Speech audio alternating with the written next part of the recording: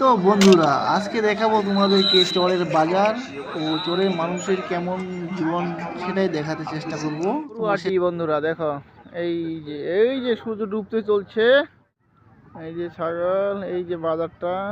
তোমরা সবাই ভিডিওটা শেষ পর্যন্ত দেখতে থাকো। দেখো চরের মানুষের জীবনের কত কষ্ট, আসা যাওয়া এবং বাজার করা। তোমরা সবাই ভিডিওটা দেখো। এই যে ঘোড়ার গাড়ি দিয়ে মাল নিয়ে যাচ্ছে। এরা সবাই বিভিন্ন চরের থেকে সকাল 10টায় এসেছিল এই নৌকোগুলোতেই, এবং সারাদিন বাজারে বিক্রি কিনি করে যা নিজের প্রয়োজনীয় জিনিস কিনে নিয়ে সেটা আবার তারা আবার বাড়ির দিকে রওনা দিচ্ছে।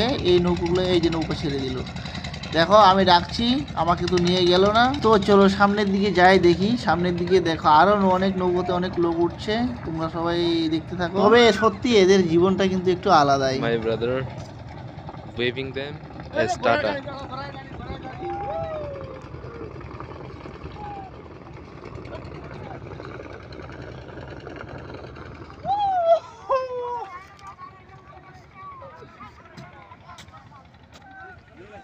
তুমি বা আমি যেখানে আমরা যাই, বাইক বা 4 চাকার কোথাও ঘুরতে যাই সাধারণত, কিন্তু এদের দেখো জীবনের নৌকো, যেখানে যাক শুধু নৌকো ছাড়া কিন্তু এদের কোনো উপায়। যারা করে তারা কোনো টেনশন করে না, রিয়েলাইজেশন করে না।